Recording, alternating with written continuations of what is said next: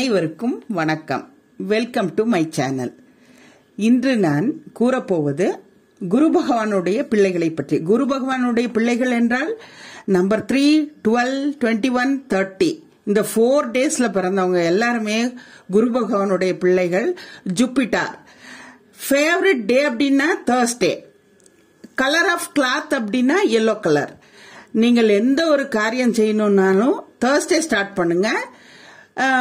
Colour of cloth வந்துட்டு yellow colour போட்டீங்கன்னா உங்களுக்கு ரொம்ப அருமையா இருக்கும். எல்லாம் உங்களுக்கு பாசிட்டிவாகவே அமையும்.